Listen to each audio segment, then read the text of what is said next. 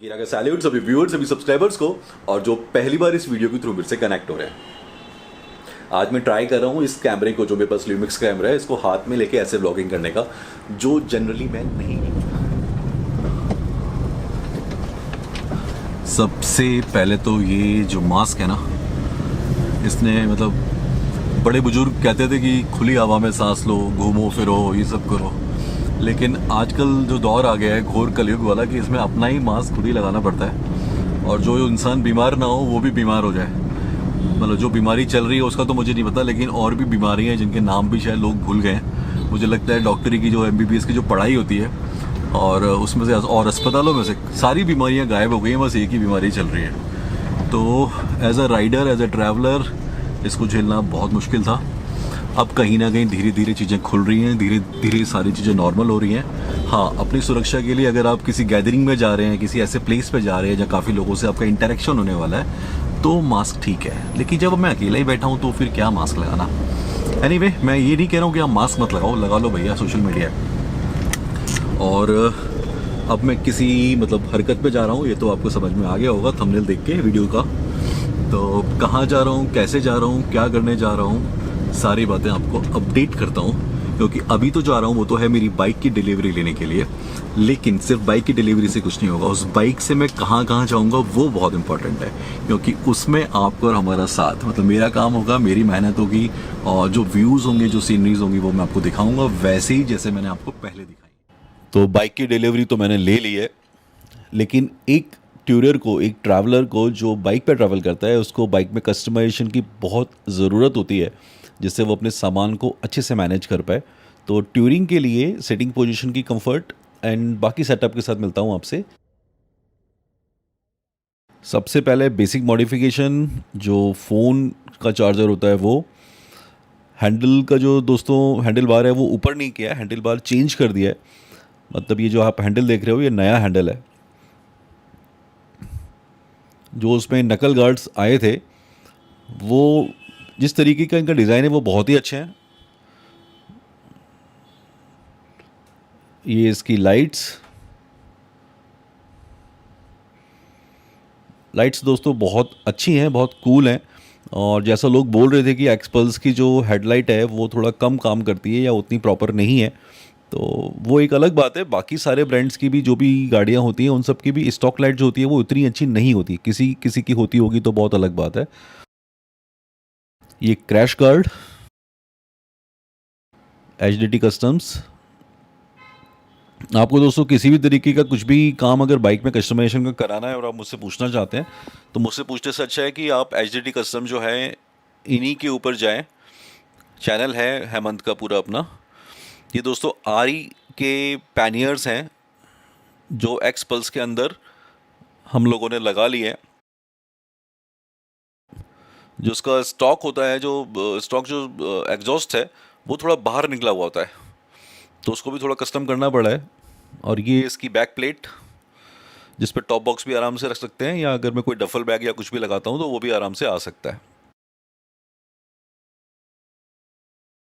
ये जो original exhaust होता है उसका वो थोड़ा सा ज़्यादा बाहर निकला हुआ होता है, जिसकी वजह से पैनियर को लगाना इतना आसान नहीं हो सकता है इस बाइक के ऊपर। तो ये कस्टमाइजेशन बहुत ज़रूरी है क्योंकि जब आपको बाइक कहीं आप खड़ी करते हो ढाबे पे या कहीं पे भी आपको जाना होता है, तो आप बाइक के साथ हमेशा नहीं रह सकते हो, बाइक को छोड़ के भी आपको जाना पड़ता है। तो उसके लिए एग्जॉस्ट को मॉडिफाइड करके, कस्टमाइज करके ये पैनियर सेटअप किया है, जिससे आपका सामान जो है वो लॉक इन की हो सके। नए हैंडल को लगाने से जो सबसे अच्छा फ़ायदा मुझे हुआ है, एक तो सिटिंग पोजीशन बहुत कंफर्ट हो गई है। दूसरा, मेरा जो टैंक बैग है वो अब इसमें आराम से एडजस्ट हो सकता है, आराम से लग जाता है। नॉट एडजस्ट, आराम से लग जाता है, मतलब कोई कॉम्प्रोमाइज़ की ज़रूरत नहीं है।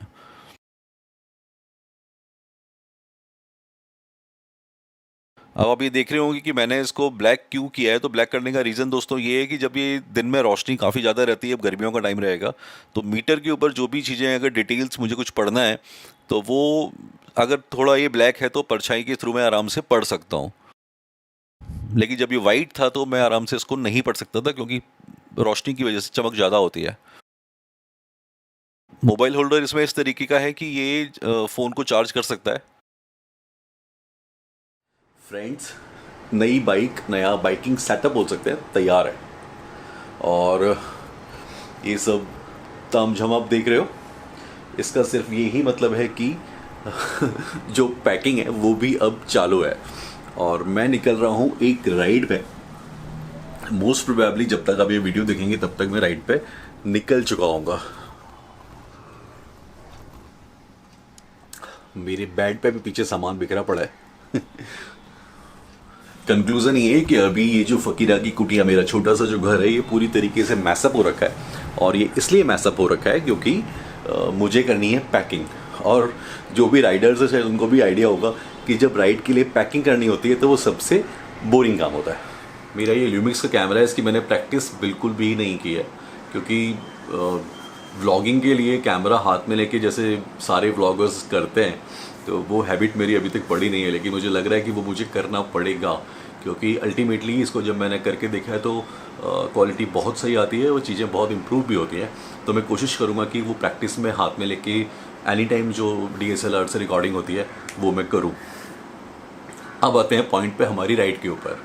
तो दोस्तों ये जो राइड होगी ये होगी, सबसे पहले मैं निकलूँगा मुंबई से और एमपी पूरा एक्सप्लोर करता हुआ मैं पहले पहुँचूँगा, फिर मैं यूपी के बाद में बिहार और उसके बाद में फिर मैं पहुँचूँगा 7 सिस्टर स्टेट। मतलब जो मेरा गुरु दोनमार्ग लेक का जो बाकी था वो पूरा करूँगा, मतलब उस लेक पे मैं जाऊँगा सबसे पहले। फिर सिक्किम पूरा करूँगा, अरुणाचल, मेघालय, पूरा जो 7 सिस्टर स्टेट उधर का जो है वो पूरा कवर करूँगा नॉर्थ ईस्ट। और नॉर्थ ईस्ट के बाद में फिर मैं आऊँगा चित्रकूट और मेरी राम वनवास यात्रा जो मैंने छोड़ी हुई है। उस टाइम मेरी एक्चुअली दोस्तों मैंने आपको बताया नहीं था उस टाइम किसी को भी, मेरी तबीयत बहुत ज़्यादा ख़राब हो गई थी और शायद वो ठंड नहीं झेल पाया या जो भी हुआ वो नहीं हुआ था जो आजकल चल रहा है क्योंकि मैंने चेकअप वगैरह करा लिए थे, कुछ दूसरा ही प्रॉब्लम था और वो चीज़ें अभी शॉर्ट आउट हो गई हैं। 1 महीने तक मेरी तबीयत जो थी वो बिल्कुल भी ख़राब थी, मतलब बहुत बुरी तरीके से ख़राब थी, लेकिन अब टोटली रिकवरी हो गई है। बाइक भी तैयार है, सेटअप तैयार है और राइड पे जाने के लिए जो मैंने कुछ नए गियर्स लिए हैं वो भी मैं आपको दिखा देता हूँ। आप लोगों को पता है कि मैंने जो सोलो राइड था, मतलब कार के ट्रैवल तो मैंने बीच में किए हैं, लेकिन जो मेरा सोलो राइड था वो मैंने कन्याकुमारी टू कश्मीर जो किया था बस वही लास्ट था। उसके बाद मैंने कोई सोलो ट्रैवल, कोई लंबा वाला ट्रैवल नहीं किया है। तो ये जो ट्रैवल है जो मैं नॉर्थ ईस्ट करके आऊँगा, फिर मैं चित्रकूट से राम वनवास यात्रा अपनी जो छोड़ी हुई है वो पूरी करूँगा और फिर मैं जाऊँगा कन्याकुमारी तक, धनुषकोटी तक, जहाँ तो रामबन ब्रिज क्रॉस करके जो भगवान श्री राम ने लंका जाने के लिए जो पुल बनाया था, मैं वहाँ तक उस पुल तक जाऊँगा। यहाँ से लंका जो है वो सिर्फ 23 ऐसा कुछ किलोमीटर रह जाता है और उसको करने के बाद में फिर मैं कर्नाटका, केरला करता हुआ दोबारा अपने घर जहाँ पे अभी मैं बैठा हुआ हूँ यहाँ आ जाऊँगा। लेकिन दोस्तों ये पूरी जो परिक्रमा राइड होगी हिंदुस्तान की ऑलमोस्ट, तो अक्रॉस इंडिया राइड, ये होगा लगभग 11,000 किलोमीटर का और इसमें मुझे लगने वाले हैं शायद 40 दिन या 40 से थोड़े से ज़्यादा दिन। मतलब मैं मिड अप्रैल तक इसको पहले ख़त्म करने की कोशिश करूँगा क्योंकि फिर मुझे मई में जो जाना होता है लद्दाख और उसके बाद जून में जो हमारे जो बैच होते हैं वो बैच तो निकलेगा सिग्नेचर राइड, लेकिन उसकी प्रिपरेशन के लिए मुझे मई में जाना पड़ता है। तो लगभग 40 दिन और 11,000 किलोमीटर की राइड के लिए जो सबसे ज़रूरी है वो है राइडिंग गियर। तो उसमें सबसे पहले मैं आपको दिखा देता हूँ ये बूट जो है दोस्तों, इनकी खासियत है कि इनमें दोनों तरफ चेन्स लगे हुए हैं, तो थोड़ा मतलब पहनना और उतारना इनको आसान है। और जो मेरे पहले वाले बूट थे वो राइडिंग बूट वो थे, मतलब लाइक हाइटेड थे, तो वो घुटने के थोड़ा नीचे तक आते थे। तो इन शूज़ में ये है कि दोनों तरफ चैन है, तो वो दोनों तरफ चैन होने की वजह से इनको पहनना और उतारना काफ़ी आसान है। मैं कभी कभी खुद ही भूल जाता हूँ और कैमरे के साथ में जो स्क्रीन है ना, जो फोल्डर करके रखते हैं, मैं उसकी तरफ देख के बात करता हूँ, तो कई बार ऐसा हो जाता है। मैंने बोला ना अभी मुझे इस ल्यूमिक्स के कैमरे की ठीक से अच्छे से प्रैक्टिस नहीं है, लेकिन ठीक है दोस्तों, ये था फर्स्ट। और दूसरा शूज़ नहीं दूसरी चीज़ ये है राइडिंग ग्लव्स। ये ज़्यादा ऐसा कोई इम्पॉर्टेंट नहीं है, बेसिक्स ही हैं, लेकिन बहुत अच्छे हैं। और ये कलर जिससे मैच कर रहे हैं वो कलर मैं आपको दिखा देता हूँ कि क्यों मैंने ये इस तरीके का ग्रीन कलर जो है वो लिया है। उसके पीछे रीज़न क्या है। ये है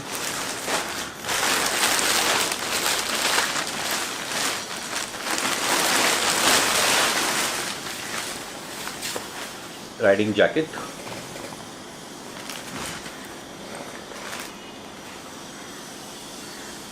अगर आपको इनके प्राइस भी देखने हैं दोस्तों तो प्राइस टैग भी शायद मैं आपको दिखा सकता हूँ, ज़्यादा बड़ी बात नहीं है, पता नहीं फोकस हो रहा है कि नहीं हो रहा है। प्राइस पे लिखा हुआ है 6950, मतलब 6950 रुपये। और दोस्तों ये सब जो प्रोडक्ट, ये इस बार जो मैंने राइडिंग गियर्स लिए हैं दोस्तों, पहले भी मैंने एक्चुअली रॉयल एनफील्ड के ही लिए थे, बहुत पहले जब मैंने फर्स्ट, ऐसा बोल सकते हैं जब मैंने राइड शुरू की थी। और अभी भी मैंने रॉयल एनफील्ड आर के ही राइडिंग गियर्स जो हैं उनको प्रेफर किया है।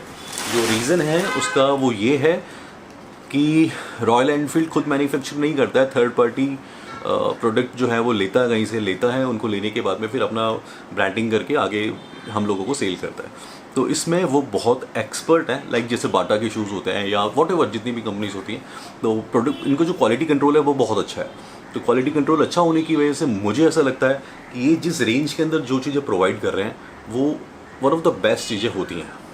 तो आरी का जहाँ तक हिमालयन का जो चक्कर चला था वो तो वहाँ तक ठीक है, उसका कोई इशू नहीं है, लेकिन जो चीज़ अच्छी है वो अच्छी है। तो इनके राइडिंग गियर्स जो होते हैं वो आप भी ट्राई कर सकते हैं, बहुत अच्छा होता है। तो मैंने जैकेट्स, ग्लव्स एंड शूज़ लिए हैं। बाकी सारा जो है मेरे पास वो है, राइडिंग पैंट जो है वो मेरे पास ऑलरेडी है, वो राइनॉक्स का है जो मैं पहनता हूँ। तो ऑलमोस्ट अब मैं इस राइड के लिए तैयार हूँ। तो जब तक आप ये दोस्तों वीडियो देख रहे होगे मैं निकल चुका हूँ राइड पे। तो नेक्स्ट वीडियो जो आपको मिलने वाला है वो होगा फ़कीरा की एडवेंचर राइड के बारे में। काफ़ी डिस्टेंस कवर करूँगा, लेकिन उसके बाद जब माउंटेन्स पे पहुँच जाऊँगा तो उन माउंटेन्स के नज़ारे आपको काफ़ी दिनों तक देखने को मिलेंगे। तो नेक्स्ट ब्लॉग में अब आपकी फ़कीरा से, जो आपका फ़कीरा है, जैसा आपको फ़कीरा पसंद है वैसे ही आपकी मुलाकात होगी हिंदुस्तान की किसी न किसी रोड के ऊपर, किसी न किसी रास्ते के ऊपर हमारी और आपकी मुलाकात होगी। तब तक के लिए keep riding with life, be simple, be natural.